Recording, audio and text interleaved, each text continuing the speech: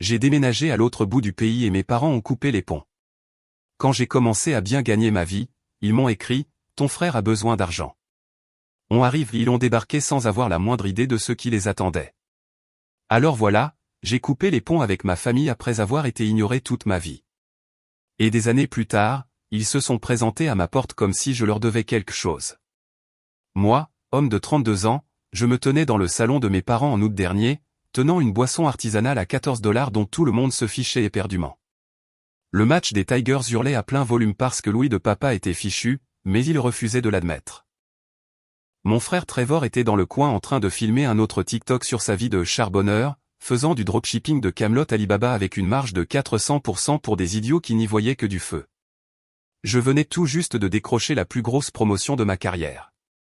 Architecte réseau senior, dans une entreprise de cybersécurité du Fortune 100, un poste en télétravail, avec un salaire de base de 180 000 $ plus départ, et un déménagement prévu à Austin. Ils me promeuvent architecte senior, ai-je dit assez fort pour couvrir le bruit de la télé. Ils me mutent au Texas. 180 000 $ de base. Personne n'a levé les yeux. Pas papa, soudé à son fauteuil inclinable. Pas maman, qui faisait défiler Facebook, probablement en train de mettre des cœurs sur le dernier poste de Trevor. Pas Trevor, qui ajustait sa ring light pour obtenir un éclairage parfait censé montrer sa lutte authentique. J'ai pris une longue gorgée de ma boisson, la même que je buvais depuis 5 ans et qu'il n'avait jamais remarqué une seule fois, et j'ai senti un déclic dans ma poitrine. Il s'en fichait royalement. J'ai appris très tôt que j'étais la roue de secours, le gamin qui existait uniquement pour que Trevor paraisse meilleur. À 9 ans, ils ont organisé ma fête d'anniversaire dans le garage parce que Trevor avait besoin de la maison pour son installation YouTube. Des figures de skate pour 47 abonnés. J'ai mangé un gâteau de supermarché entouré d'outils électriques. Maman a passé la tête par la porte, sois patient, chérie. Trevor construit sa marque. Compris. Je ne comptais pas autant. À 13 ans, j'ai fini 2e au concours de mathématiques de l'État. 6 mois de préparation, 2 bus pour y aller, tout ça parce que maman et papa regardaient Trevor filmer pour sa chaîne de 83 abonnés. J'ai ramené un trophée, une médaille et un certificat signé par le gouverneur. Papa est entré au téléphone en parlant d'éclairage à Trevor. Cool, mon grand. Il n'a même pas regardé. Trevor a besoin d'aide avec son matos. Sa chaîne va exploser. Un sponsor est intéressé pour ses 83 abonnés. C'était le rêve. Papa, je. Plus tard, Evan. Trevor construit quelque chose de vrai. Le trophée est resté sur la table de la cuisine pendant une semaine. Personne n'a posé de questions. Je l'ai déplacé dans ma chambre moi-même. Je suis devenu le réparateur attitré de la famille. Routeur, ordinateur portable, tout le site de dropshipping de Trevor, 3 semaines de code pendant qu'il faisait la fête. Il m'a remercié avec un check du poing et a posté sur Instagram qu'il le charbonnait le tout seul. Pas d'aumône, juste du pur travail acharné. Le site que j'avais construit gratuitement. Thanksgiving. Trevor est arrivé avec 4 heures de retard. Son live Instagram avait duré trop longtemps.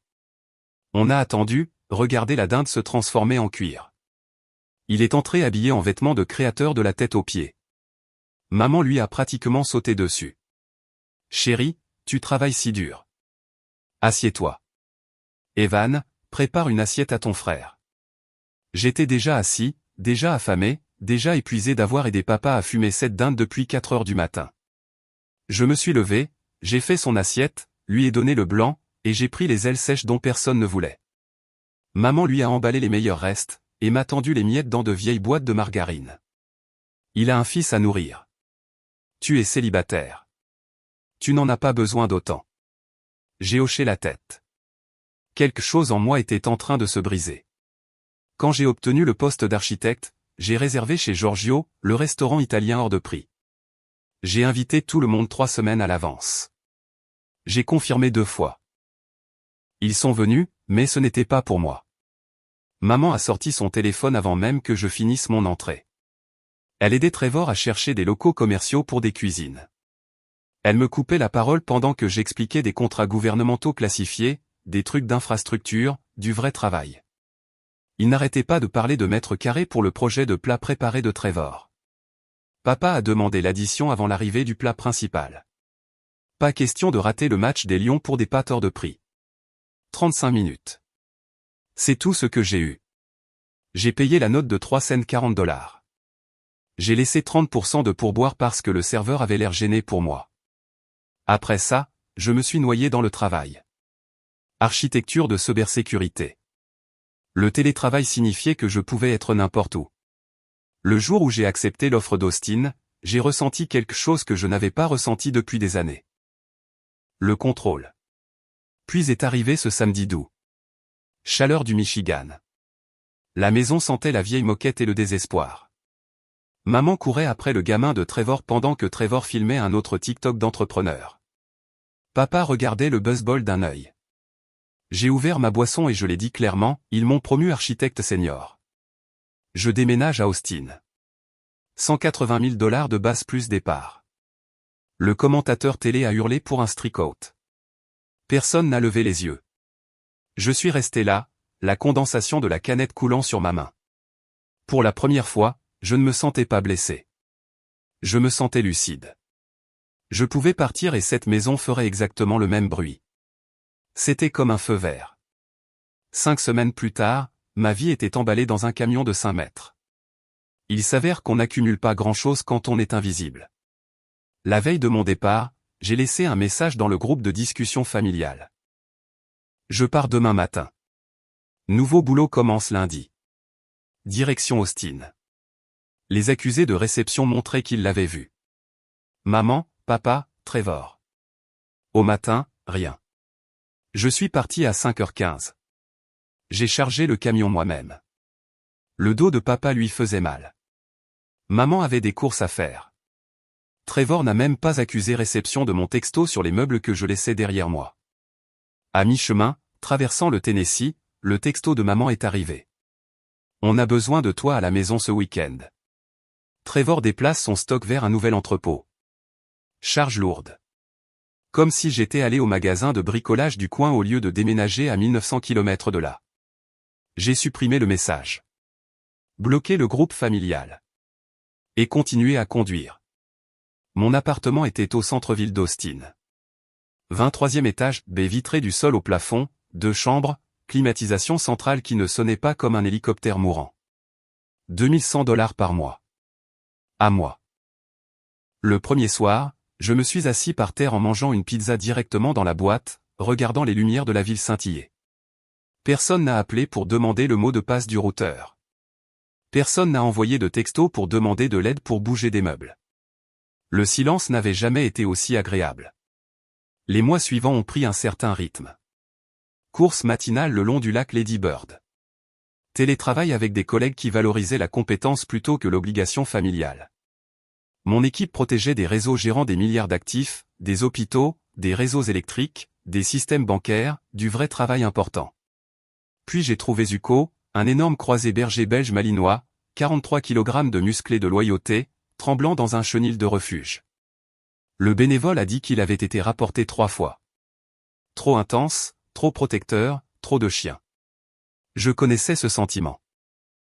Je l'ai ramené à la maison cet après-midi-là. C'est comme ça que j'ai rencontré Marissa. Au parc à chiens un mercredi soir. Son Doberman, Zeus, et Zuko ont commencé à jouer. Ce genre de jeu brutal, avec des grognements, totalement amical mais qui a l'air violent. Ton chien est une bête, a-t-elle ri. C'est ça qu'on veut. Athlétique, confiante, zéro maquillage. Le genre de femme qui connaissait sa valeur et ne la négociait pas. Elle dirigeait les opérations pour une start-up. Logistique, chaîne d'approvisionnement, les trucs pas glamour qui font réellement fonctionner les entreprises. On a commencé à se voir après le travail. Les chiens sont devenus inséparables, doucement. Et nous aussi. Avec Marissa, je pouvais parler boulot sans avoir l'impression de me vanter. Elle écoutait, retenait l'information, posait des questions de suivi des jours plus tard. Comment s'est passé ce test d'intrusion, m'envoyait-elle par texto un jeudi au hasard. Elle se souvenait. Bon sang. Puis le fantôme a trouvé mon adresse. Texto du dimanche matin. Barbecue en famille samedi. Papa fête ses 62 ans. Arrive tôt pour installer les tables et les chaises. Pas de point d'interrogation. Pas de « tu nous manques ».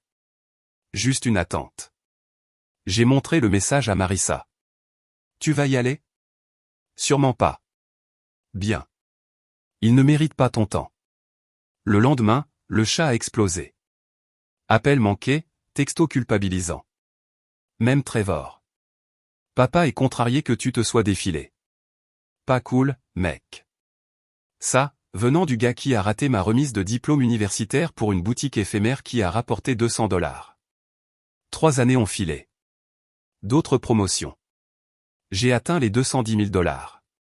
De nouveaux amis qui se souciaient vraiment de moi. Mon appartement est devenu un foyer. Zuko a réclamé sa place sur le canapé. Les chaussures de course de Marissa vivaient près de ma porte. Je pensais que le passé avait enfin arrêté de me chercher. Puis mon cousin Tané a squatté mon canapé pour 2 nuits. Le dernier matin, la lumière frappait mon appartement parfaitement. Briques apparentes, meubles en cuir, télé fixée au mur, coin musculation. Zuko est allé sur son panier. Tané a sorti son téléphone. Mec, cette installation est dingue. Je peux poster? Vas-y.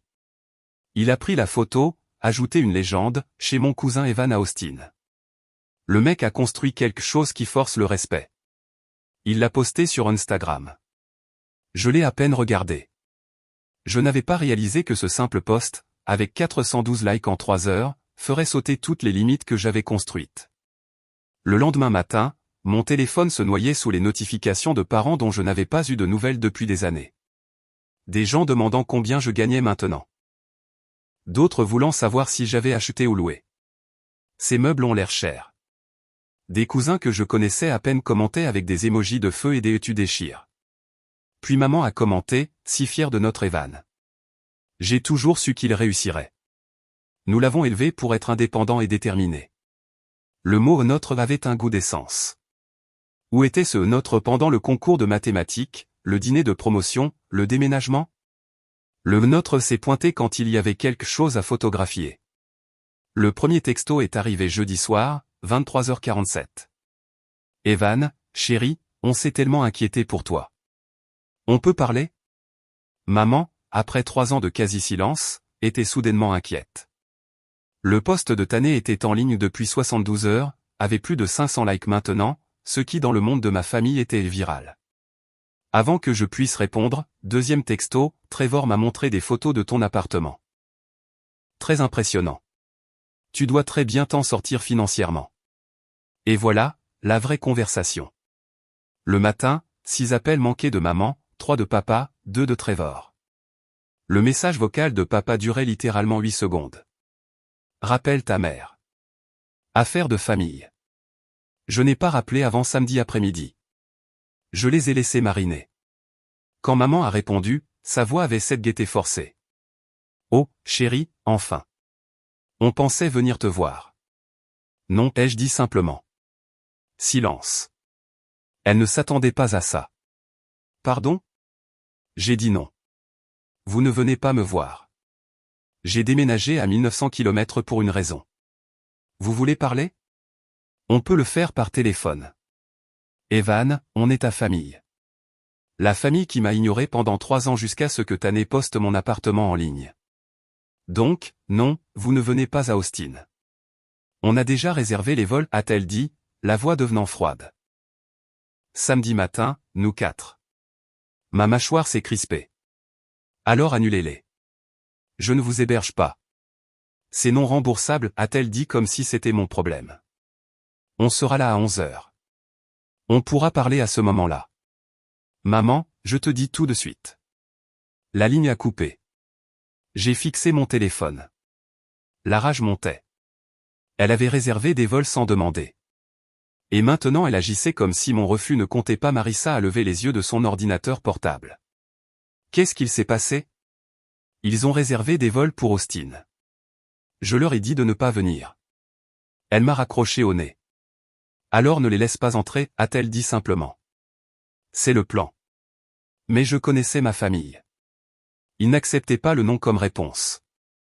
Ils se pointeraient de toute façon et feraient une scène jusqu'à ce que je cède. Pas cette fois. Samedi est arrivé. J'étais prêt. La sonnette a retenti à 11h20. En retard, même en s'imposant. J'ai regardé par le Judas, tous les quatre. Maman tenant un sac Starbucks comme une offrande de paix.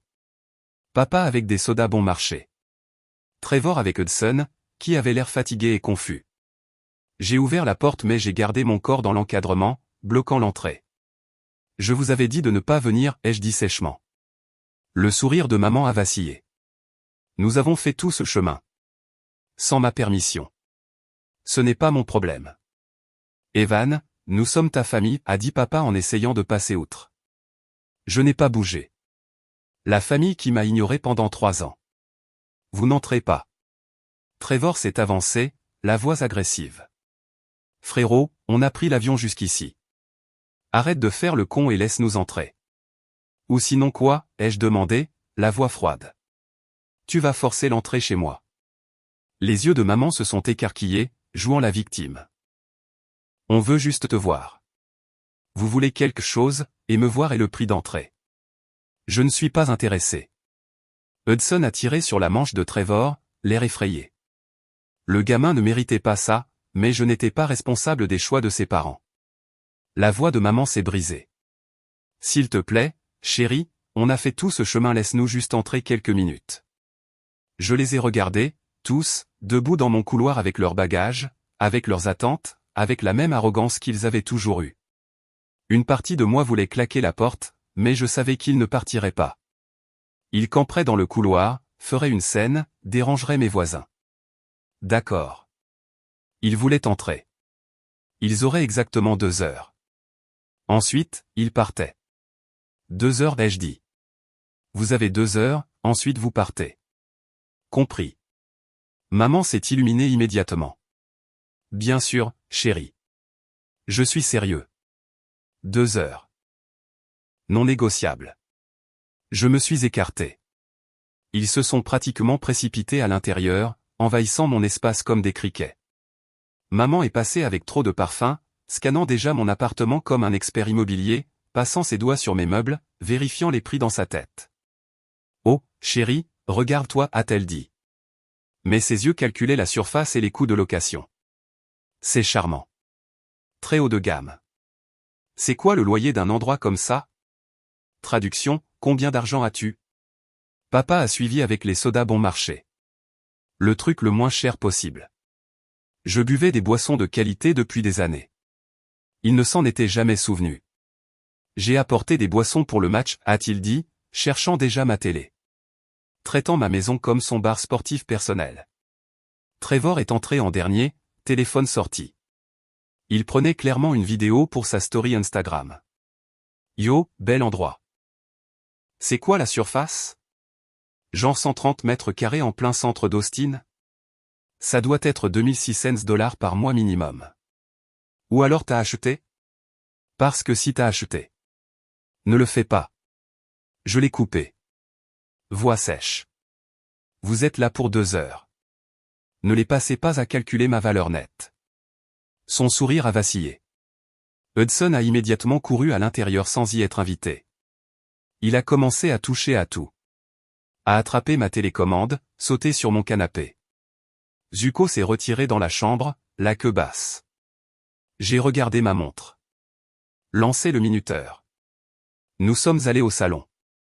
Papa a pris ma télécommande sans demander, a trouvé le match des Tigers, a monté le volume. Personne n'a demandé si je voulais regarder du baseball.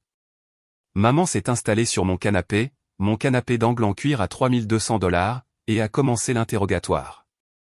Alors, c'est quoi ton salaire maintenant? Tu dois très bien t'en sortir pour te payer tout ça. Droit au but. Pas de faux semblants. Je suis à l'aise, ai-je dit, la mâchoire serrée. Trevor a ri, ce sont faux qu'il faisait quand il essayait de soutirer des infos. Allez, mec. Tu dois palper $200 000 minimum avec les parts, peut-être $250 000 en tout. Il n'avait pas tort, mais je n'allais rien confirmer. Pourquoi ça a de l'importance, ai-je demandé. Juste curieux, frérot. J'essaie de comprendre le game d'architecte réseau. Ça a l'air lucratif. Ça l'est, ai-je dit. Quand tu finis réellement ton diplôme et que tu travailles pour. Silence. Tranchant. Malaisant. Maman a forcé un rire. Pas besoin d'être impoli, chérie. Je ne suis pas impoli. Je suis honnête. Quelque chose avec quoi cette famille a du mal. Le visage de Trevor a rougi. Tu sais quoi? Je suis venu ici en pensant qu'on pourrait renouer.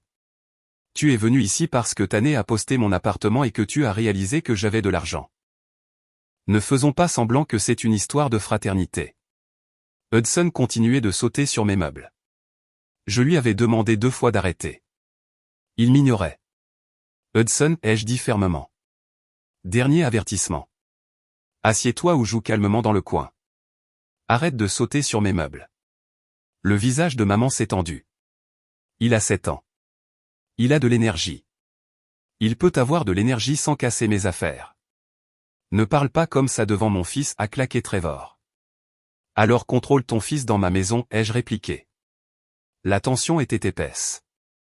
Maman avait l'air offensée que je ne joue pas l'hôte accommodant.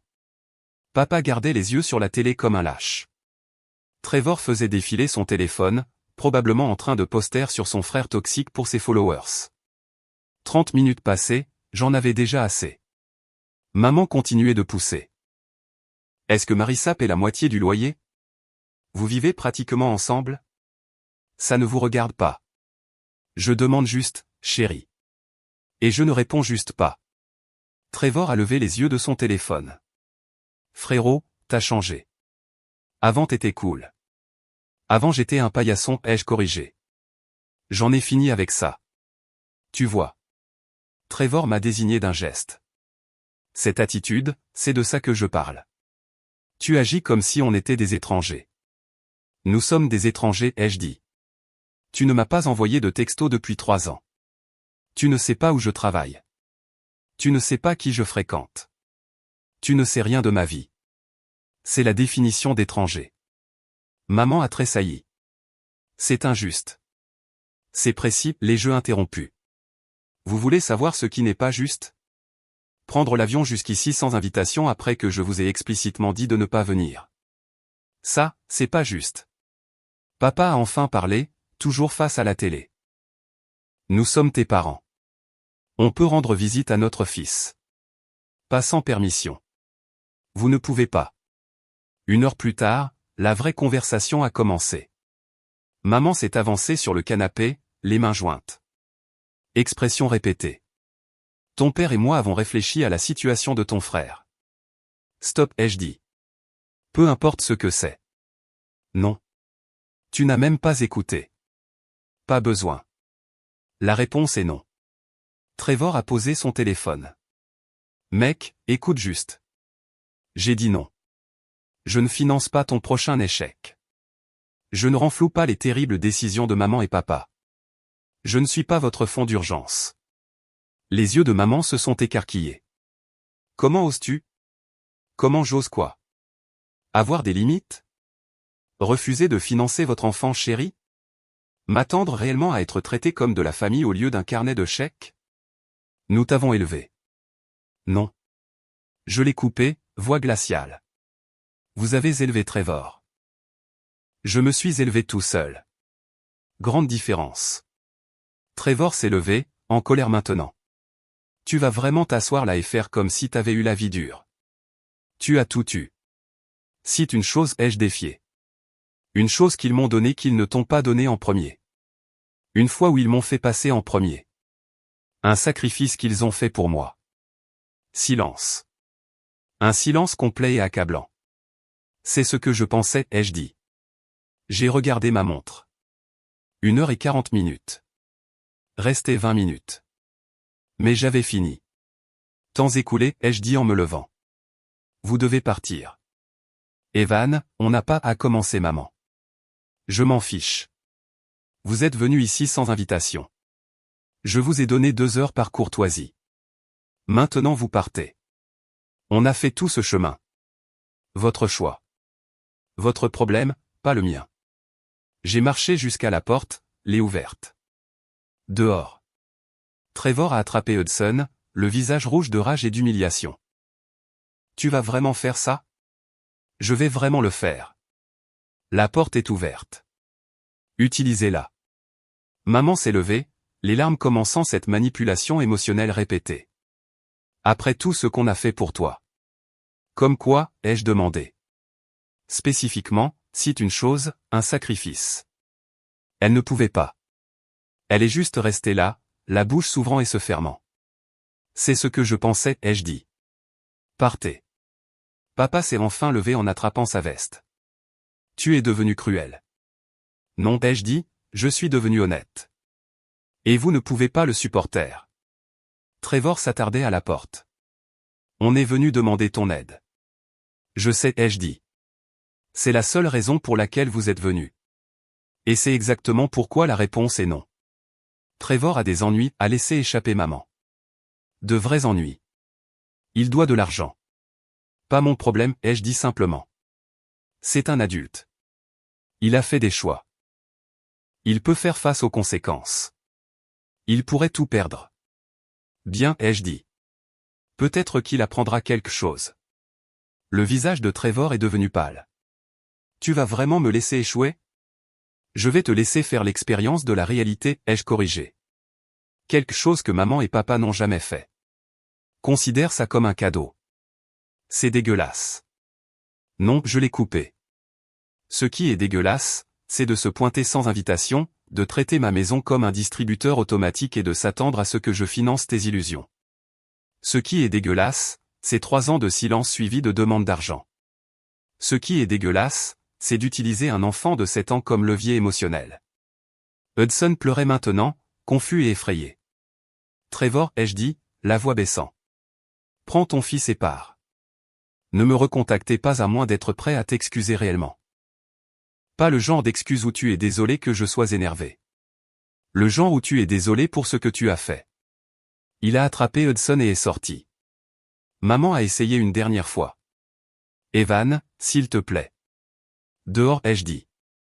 Maintenant. Elle a regardé papa. Il a secoué la tête, déjà à mi-chemin de l'ascenseur. Ils sont partis. J'ai fermé la porte, les verrouillé, et me suis appuyé contre elle.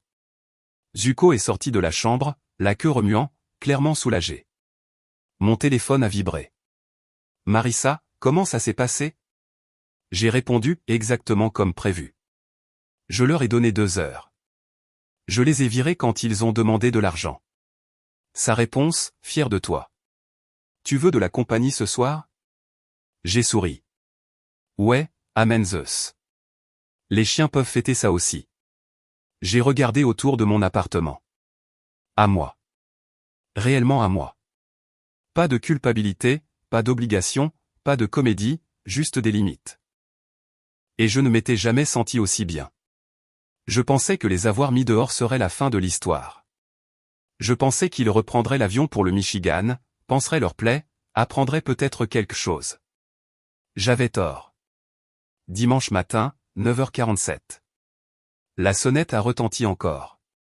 J'ai regardé par le Judas. Tous les 3 encore. Mêmes expressions désespérées. Hudson avait l'air épuisé. Je n'ai pas ouvert la porte. Evan. La voix de maman était étouffée par la porte. On sait que tu es là. On doit parler. Je suis resté silencieux. J'ai attendu. Evan, s'il te plaît. On a fait tout ce chemin. On reste à Austin tant qu'on n'a pas réglé ça. Mon sang s'est glacé. Reste à Austin? Ouvre la porte. La voix de papa était bourrue, exigeante. J'ai sorti mon téléphone, envoyé un texto, vous devez partir. Je vous l'ai dit hier. Pas intéressé par ce que vous vendez. Le téléphone de maman a vibré. Je l'ai regardé par le Judas lire le message. On ne partira pas tant que tu ne nous auras pas écoutés, a-t-elle crié à travers la porte. Trevor a frappé dessus. Frérot, arrête d'être un lâche. Ouvre la porte. J'ai appelé la sécurité de l'immeuble à la place. Ouais, j'ai des gens qui me harcèlent dans mon couloir. Ils ne veulent pas partir. Vous pouvez envoyer quelqu'un. 5 minutes plus tard, un agent de sécurité est arrivé. Un gars professionnel qui avait déjà vu ça. Messieurs dames, vous devez partir. Le résident ne veut pas de vous ici. Nous sommes sa famille. Ça ne change rien. C'est une propriété privée. Si vous ne partez pas volontairement, j'appelle la police. Ils sont partis finalement, mais maman a envoyé un texto. On n'abandonne pas. On reste à l'hôtel près du domaine. On reviendra. J'ai bloqué le numéro. J'ai trouvé un autre texto d'un numéro différent 1 heure plus tard. C'est ta mère. Ne me bloque pas. On doit parler de ça comme des adultes. Bloquer celui-là aussi. Puis les emails ont commencé, puis les messages Facebook. Puis les tentatives sur LinkedIn. Trevor a essayé de me joindre via Tané, via de vieux amis du lycée sur les réseaux sociaux, via la ligne principale de mon entreprise en prétendant que c'était une urgence familiale. Les RH m'ont appelé mardi après-midi. Evan, quelqu'un a appelé en prétendant être ton frère. Il a dit qu'il y avait une urgence familiale et qu'il devait te joindre de toute urgence. Il n'y a pas d'urgence, ai-je dit. Il me harcèle pour de l'argent. S'il appelle encore, ne transférez pas. Compris. Je voulais juste vérifier. Jour 5. J'ai sorti Zuko pour sa promenade du soir. Le même itinéraire que d'habitude. Autour du pâté de maison, à travers le petit parc, retour à la maison. Je ne les ai pas vus attendre avant qu'il ne soit trop tard. Trevor a surgi de derrière une camionnette garée. Papa juste derrière lui. Avant que je puisse réagir, papa a attrapé la laisse de Zuko et l'a arrachée de mes mains. Trevor m'a poussé en arrière. Papa. L'homme qui avait à peine élevé la voix durant toute mon enfance. Maintenant il avait les yeux fous. Désespéré. Le désespoir fait faire des choses laides aux gens. C'est quoi ce? La ferme. La voix de Trevor était différente maintenant. Laide. Désespéré. Tu veux jouer à des jeux? Bien. On va jouer à des jeux. Papa s'éloignait déjà avec mon chien. Zuko tirait en arrière, confus, gémissant. Zuko. Je me suis lancé à leur poursuite. Trevor m'a bloqué. S'est mis juste devant mon visage. Tu vas écouter maintenant. On a besoin de cet argent. Tu vas nous donner 75 000 $ ou on vend ce chien demain. Y a un type qui achète des chiens de travail. Cash. Sans poser de questions. Mes mains tremblaient. Pas de peur, de rage. N'essayez même pas. Il a souri. Il a réellement souri. Tu as 48 heures. Virement ou le chien disparaît. Et ne t'avise pas d'appeler les flics. Le temps qu'il fasse quoi que ce soit, Zuko sera dans un autre état sans papier. Tu ne le reverras jamais. Ils sont partis en voiture. Le visage de mon chien à la fenêtre arrière, me regardant comme si je l'avais abandonné. Je suis resté là sur le trottoir pendant un long moment. Puis je suis rentré chez moi et j'ai appelé mon avocat, lui ai tout expliqué, la voix stable, l'esprit déjà en marche. Ils ont pris mon chien, menacé de le vendre si je ne paie pas. C'est du vol et de l'extorsion. On doit appeler la police. J'ai déjà appelé le 911, donné le nom de l'hôtel et le numéro de plaque de Trevor, mais j'ai retardé la plainte complète jusqu'à ce qu'on confirme qu'ils sont toujours là. Si je pousse trop fort maintenant, il s'enfuit et le chien est perdu. Malin. Quoi d'autre?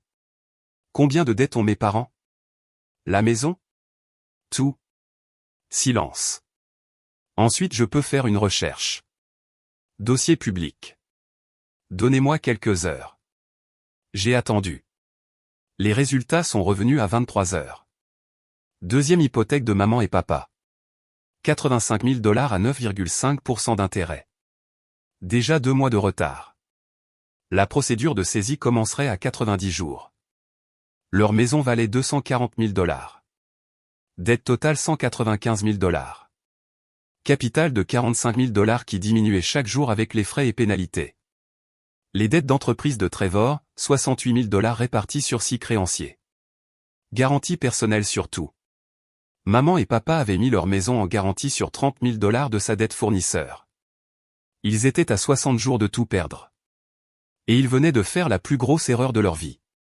Trevor a envoyé un texto le lendemain matin. L'horloge tourne. 36 heures. Ne me teste pas. Je n'ai pas répondu. À la place, j'ai rappelé mon avocat. Je veux acheter la maison de mes parents avant que la banque ne la prenne. Valeur marchande, offre en espèces. C'est inattendu. Ils voulaient jouer dur. Bien, je vais leur montrer ce que c'est de jouer dur. J'ai passé les 24 heures suivantes à préparer, j'ai fait rédiger l'offre d'achat par mon avocat, aligner l'argent, appeler un agent immobilier spécialisé dans les propriétés en difficulté. À la 44e heure, maman a appelé d'un nouveau numéro. Evan, s'il te plaît, Trevor est sérieux. Il a trouvé un acheteur. Ils viennent demain matin. Je sais, ai-je dit. J'ai sorti votre avis de saisie des registres du comté, au fait. Timing intéressant. Quoi? Vérifie tes emails. Je viens de t'envoyer une offre d'achat pour la maison. 240 000 $. En espèces, clôture dans 2 semaines. Silence de mort. Tu fais quoi? J'achète votre maison. Celle que vous êtes sur le point de perdre parce que vous avez co-signé les désastres de Trevor. Valeur marchande. Plus que ce que la banque vous donnera aux enchères. Evan, ce n'est pas. On ne veut pas vendre. Vous n'avez pas le choix. Vous avez 2 mois de retard. La banque va la prendre de toute façon. Je vous offre une porte de sortie qui ne détruit pas complètement votre crédit. J'ai fait une pause. Mais voici le truc. Cette offre expire dans 72 heures. Et s'il arrive quoi que ce soit à mon chien avant, si Trevor le vend, le blesse, ou si je ne le récupère pas en parfait état, je retire l'offre. Je laisse la banque tout prendre.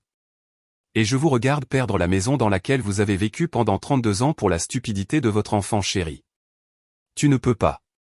Je peux et je le ferai. Vous vouliez jouer à des jeux avec mon chien. Bien. Maintenant je joue à des jeux avec votre maison. À vous de jouer. J'ai raccroché. Moins d'1 heure plus tard, ma sonnette a retenti. J'ai ouvert pour trouver papa debout là, seul. Zuko en laisse à côté de lui.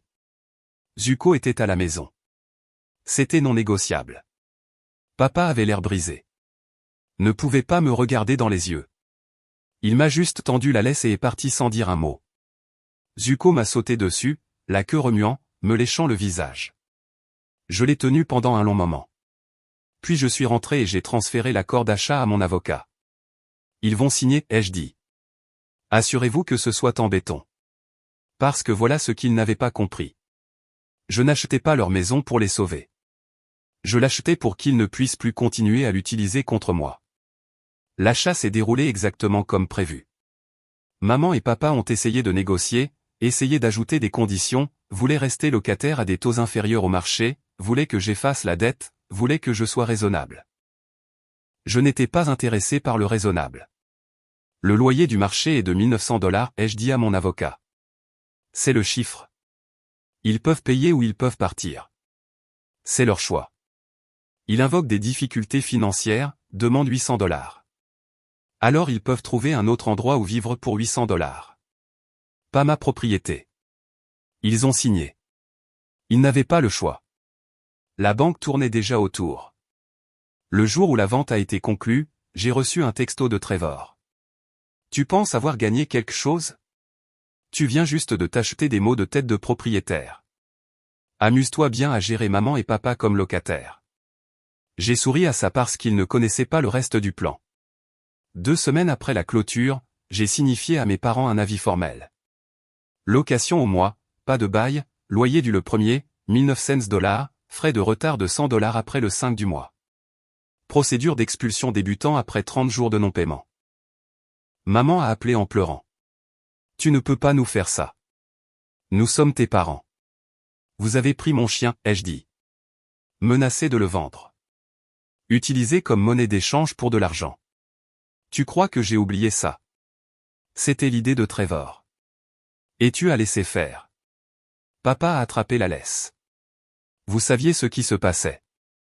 Vous avez fait votre choix. Evan, s'il te plaît. On ne peut pas se permettre 1 900 $.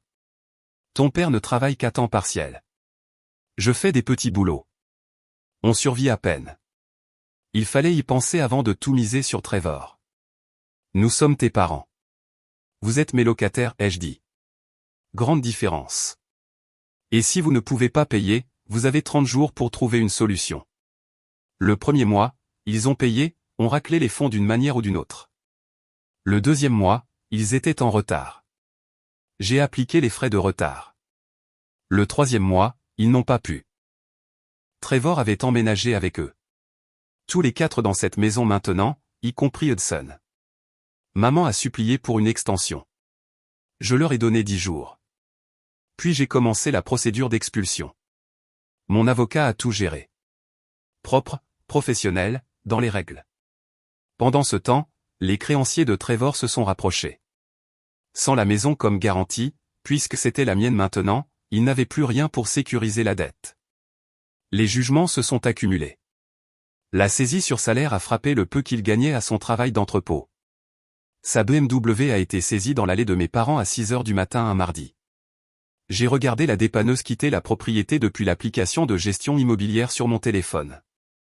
Il y a une caméra sur le porche maintenant. L'avis d'expulsion a été signifié au 45e jour. Maman s'est présentée à mon immeuble ce soir-là.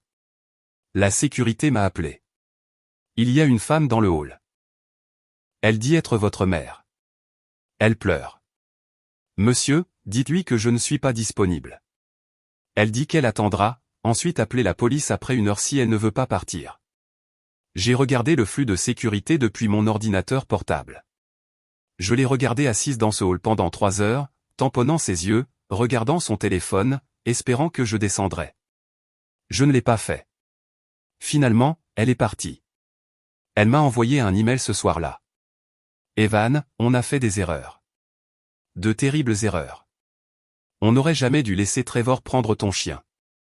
On n'aurait jamais dû te menacer. On n'aurait jamais dû le faire passer avant toi toutes ces années. Mais s'il te plaît, ne prends pas notre maison. Ne nous mets pas à la rue.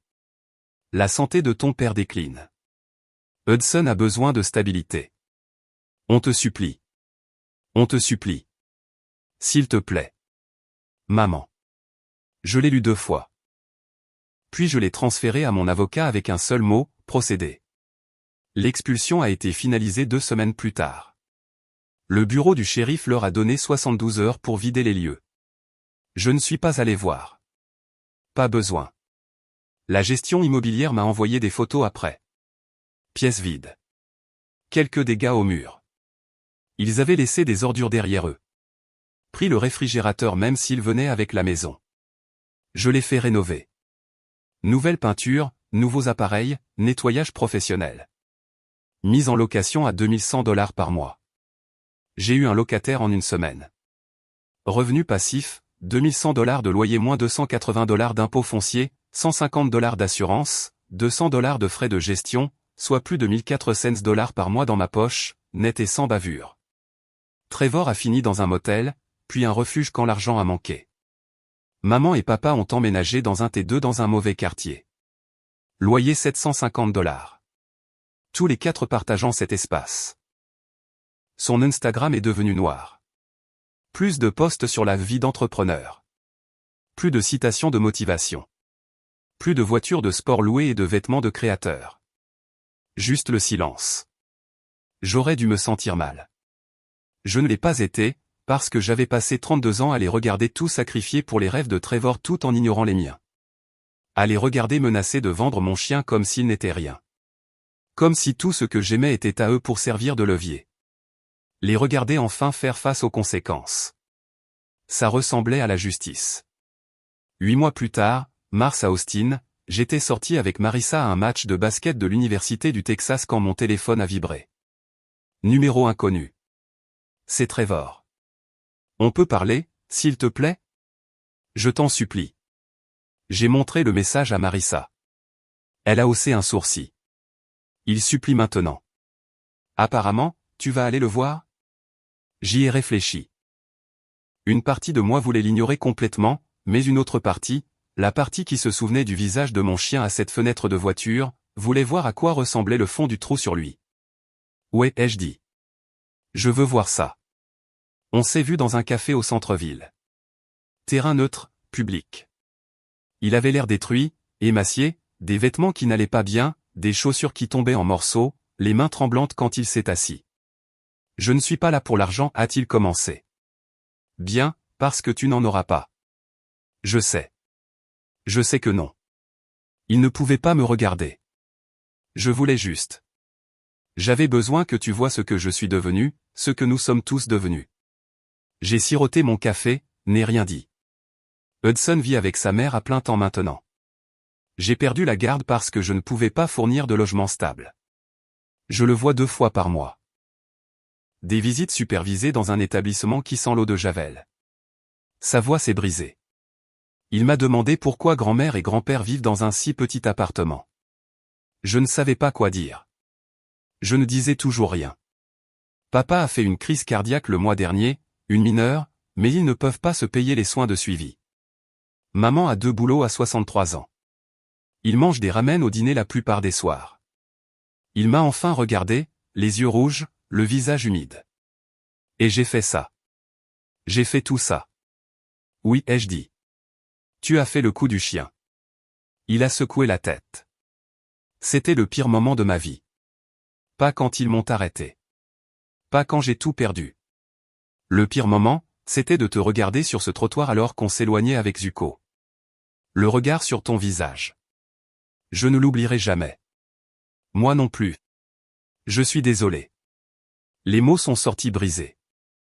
Je suis tellement désolé pour tout. Pour 30 ans à prendre et à ne jamais rien donner en retour. Pour avoir pensé que je méritais tout parce que maman et papa me disaient que j'étais spécial. Pour avoir pris ton chien et menacé de le vendre comme une sorte de monstre. J'étais un monstre. Je suis un monstre. Il pleurait maintenant. Vraiment pleurer. Le genre de pleurs qu'on ne peut pas feindre. Maman voulait que je te dise qu'elle est désolée aussi. Elle t'écrit des lettres qu'elle n'envoie jamais. Des pages et des pages sur la façon dont elle t'a laissé tomber. Comment elle a fait les mauvais choix. Comment elle aimerait pouvoir revenir en arrière et tout faire différemment. J'ai fini mon café. Posez la tasse. Papa aussi. Il ne peut pas le dire parce qu'il est trop fier, mais je l'entends la nuit parfois parler tout seul, dire ton nom, dire qu'il est désolé. Trevor a essuyé son visage, m'a regardé avec quelque chose ressemblant à de l'espoir. Est-ce qu'il y a une chance, une seule chance qu'on puisse, je ne sais pas, recommencer? Pas l'argent, pas la maison, juste peut-être un appel téléphonique parfois. Peut-être que tu pourrais revoir Hudson. Il demande encore après oncle Evan. Il a toujours cette petite voiture que tu lui as donnée quand il avait 4 ans. Je l'ai regardé pendant un long moment. J'ai pensé à tout. 32 ans à être invisible. 32 ans de réussite qui n'était jamais assez bonne. Zuko tremblant dans mes bras après que je l'ai récupéré. Maman pleurant dans mon hall pendant que je regardais sur le flux de sécurité. Puis je me suis levé. Non. Son visage s'est effondré. Evan, s'il te plaît. Tu as demandé si on pouvait recommencer. La réponse est non. Il n'y a rien à recommencer. Il n'y a jamais rien eu de vrai au départ.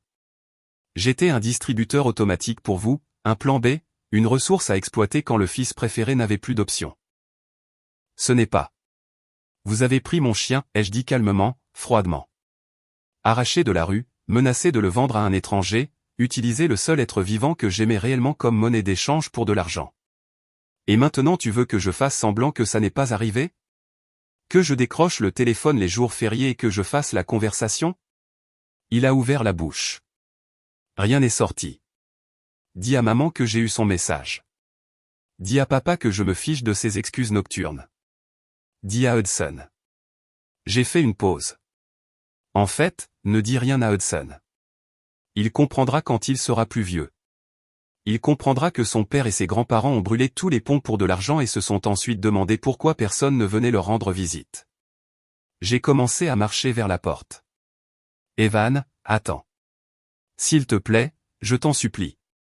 On te supplie tous. Je me suis arrêté, ne me suis pas retourné. Je sais, ai-je dit. C'est la différence entre nous. Je n'ai jamais supplié pour quoi que ce soit. J'ai juste construit quelque chose qui vaut la peine d'être eu. Et vous avez passé toute votre vie à prendre à ceux qui faisaient le travail. On est ta famille. Non, vous ne l'êtes pas. La famille ne menace pas de vendre ton chien. La famille ne se pointe pas pour exiger de l'argent quand tu n'as pas parlé depuis des années. La famille n'hypothèque pas sa maison pour l'enfant chéri pour ensuite venir pleurer quand tout s'effondre. Je me suis finalement retourné pour le regarder. Vous êtes des étrangers qui partagent mon ADN. C'est tout ce que vous avez toujours été. Je ne l'avais juste pas réalisé jusqu'à ce que vous rendiez la chose impossible à ignorer. Je l'ai laissé la pleurer seule dans un café plein de gens qui faisaient semblant de ne pas regarder. Quand je suis retourné vers Marissa, elle a levé les yeux de son téléphone. Comment ça s'est passé? Il supplie encore. Tu leur as pardonné? Non. Je l'ai serré contre moi. Et je ne le ferai jamais. Elle a souri. Bien. Plus tard cette nuit-là, on était chez moi. Chez nous maintenant. Et mon téléphone a vibré 3 fois de plus. Maman, papa, Trevor encore. Numéro différent, même message désespéré. S'il te plaît, on te supplie. Juste une dernière chance. Je les ai tous supprimés sans lire au-delà de la première ligne. Zuko a sauté sur le canapé, a posé sa tête massive sur mes genoux comme s'il savait, comme s'il se souvenait de cette semaine loin de la maison. Je l'ai gratté derrière les oreilles et il a fait ce bruit de contentement qui signifiait que tout allait bien. Dehors, Austin brillait. Ma ville, ma vie, mon choix. Si vous avez aimé cette vidéo, s'il vous plaît appuyez sur le bouton d'abonnement. Ça aide vraiment la chaîne et nous aide à vous apporter plus de meilleures histoires. Merci.